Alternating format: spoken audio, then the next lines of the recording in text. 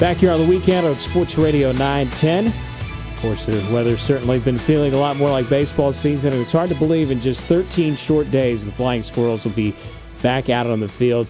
Home opener for the Flying Squirrels on April the 12th. And of course, CBS 6 each year has done a special First Pitch of the Flying Squirrels preview. To give us a little bit more insight on First Pitch of the Flying Squirrels, welcome in from CBS 6 Sports Director Lane Casadonte. Lane, first and foremost, thank you so much for taking the time this morning. Really appreciate it. Hey, no problem, Anthony. Thanks for having me.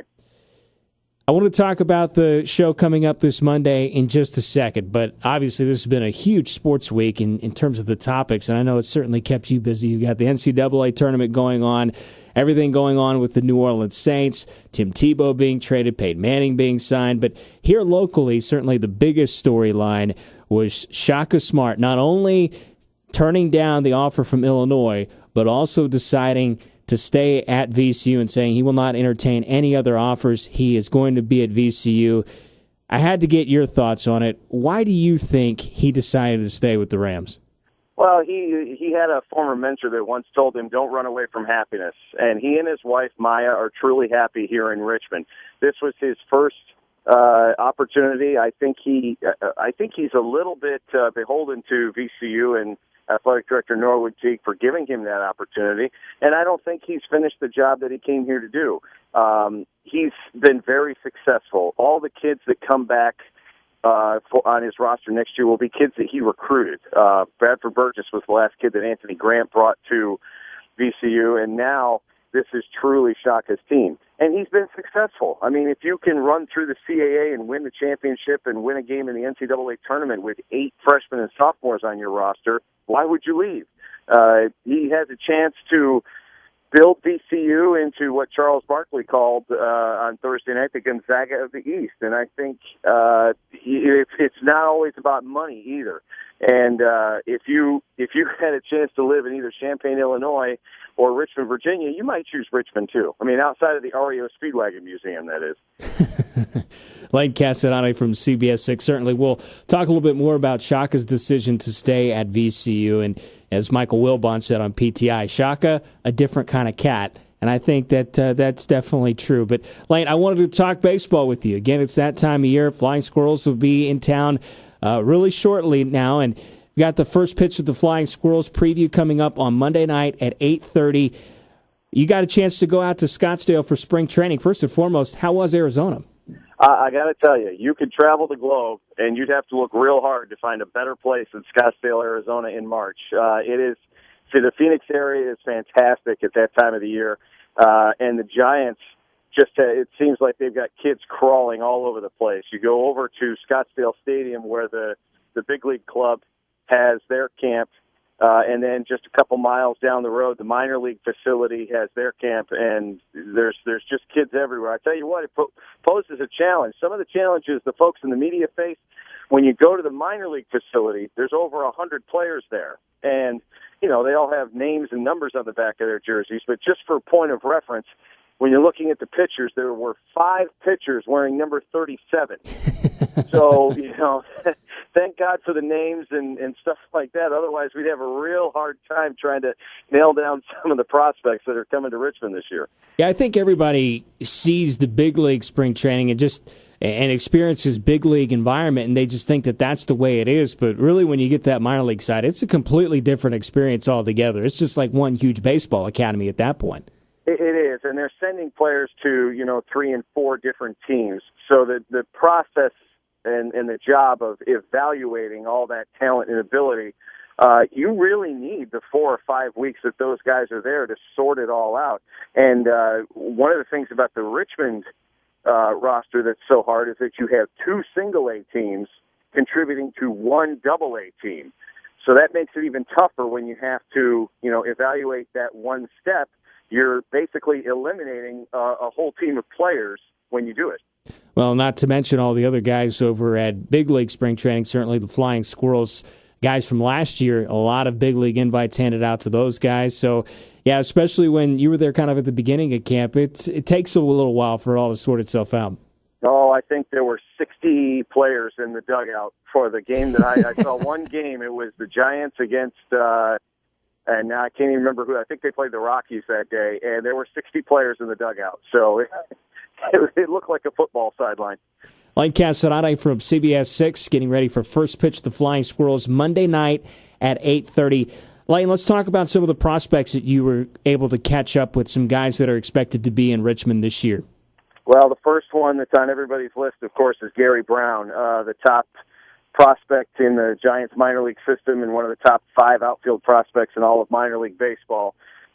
He had a great year last year at Single-A San Jose, set a team record with 188 hits. He stole 53 bases. He was a first-round pick after being a first-team All-American at Cal State Fullerton, hit .336 last year. I mean, this is the kind of talent that even gets the most seasoned of baseball, coaches and managers excited about what he might be able to do. I had a chance to talk to Andy Skeels, who managed here in Richmond for the first year of the Squirrels and who is now at San Jose. He had Gary last year, and he said, "You are going to love watching this kid play. He's a true 5-tool player." And it's funny. I didn't realize this, but I was researching it, and the Giants have not had a player with more than 30 steals since 1997. And they are really, really hoping that Gary Brown will be eventually that leadoff guy and that table setter that they have not had now for well over a decade. And he's going to get a chance to come up to Double-A this year and see what he can do at that next level. So Gary Brown is the guy that everybody's been talking about. What are some of the other guys that you were able to catch up with that maybe with the Flying Squirrels at the start of the year? One of their other real big prospects is a catcher named Tommy Joseph, who is a Phoenix area native. He was drafted out of high school in 2009. He hit 22 homers last year and drove in 95 runs for San Jose. And in the line of catchers that the Giants have had, Buster Posey and even Johnny Manel, and now Tommy Joseph is the next name that they really think could make an impact at the major league level pretty soon. Buster basically went from Single-A right to the majors, and outside of getting hurt last year, has done a pretty good job in handling that pitching staff. And Tommy Joseph, they think, is the kind of guy that can do that. He needs to work a little bit on his plate discipline and on calling a game defensively, but they love his arm, they love his bat, and they love his demeanor more than anything. Andy Skeels just said all he likes to do is just play baseball, and he's going to be a pretty good prospect. And the Squirrels may get a trio of pitchers that each won at least 12 games at San Jose last year, which is pretty interesting. Chris Heston went 12-4 at San Jose last year. He led the California League in ERA.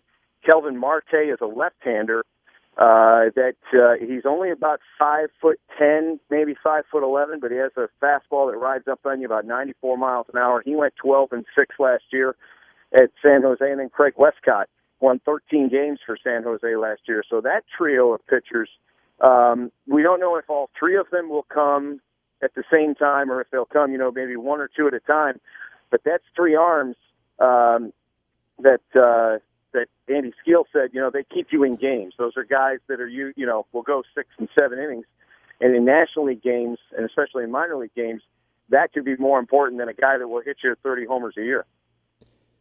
It's always interesting to see the prospects that come up, and obviously fans in this area know the team that you start with certainly isn't the team that you end with, but when you look at the possibility of beginning the year with the top 2 prospects in an organization like the Giants, and then some of the pitchers that they've been able to groom, it's definitely an exciting way to start the year, no doubt.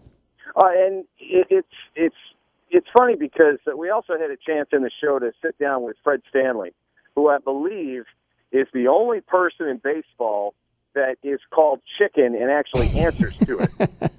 All over the minor league facility. Hey, where's Chicken? Chicken's over here. Hey, Chicken, what's going on? And, he answers to it. Fred Stanley, of course, a long major league career, played with 6 different teams, and has been the Giants director of player development now for the last 4 seasons.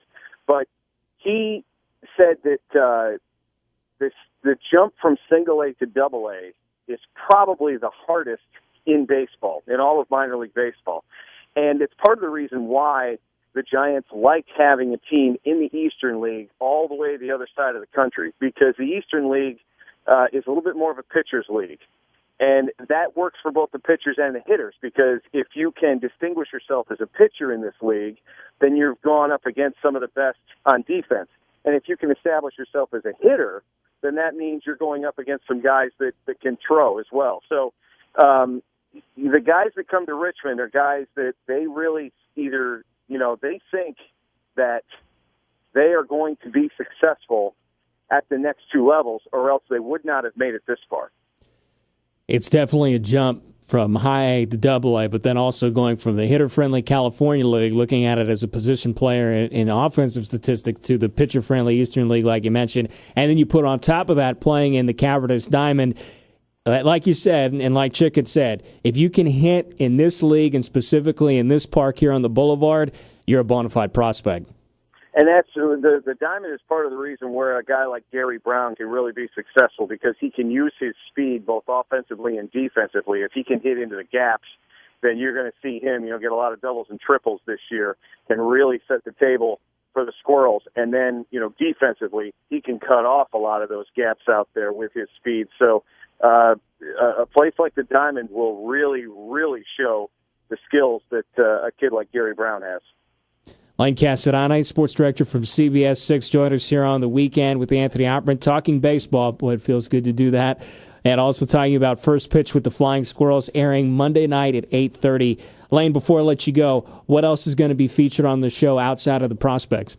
Well, we had a long sit down with Fred Stanley and got some insight into what goes into moving players up to Double A. Fred also gives us a pretty good insight as to what a new baseball stadium could do, not just for the fans and the public, but what a new facility can do for the team in terms of development. I thought he had some interesting comments on that. And our Sean Robertson went over to the Squirrels Fan Fest that you guys had a couple weeks ago and put together a nice little a story on that. And if you went to the Fan Fest, there's a good chance Sean got you on camera, because I think he put everybody on, the tug of war and the pony rides and all that stuff over there. So if you went to the Diamond that day, tune in, because there's a good chance you'll see either yourself or your kids, because you guys had a lot of kids over there too.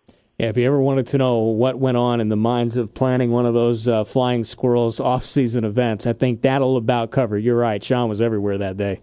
And John Laser, if baseball play-by-play doesn't work out for him, he has a burgeoning career as a tug-of-war commentator. He really, really showed his skill set in that particular 20 seconds of the story. I will absolutely pass that along, Lane. I don't think he has received that high of a compliment in quite some time. Well, that goes without saying. Lane Casadonte, sports director with CBS 6.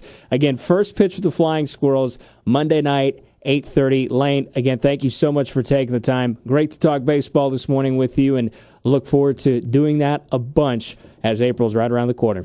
Yeah, can't wait for the season to open. Thank you, Anthony. Have a great weekend. You do the same, buddy. Again, Lane Casadonte with CBS 6.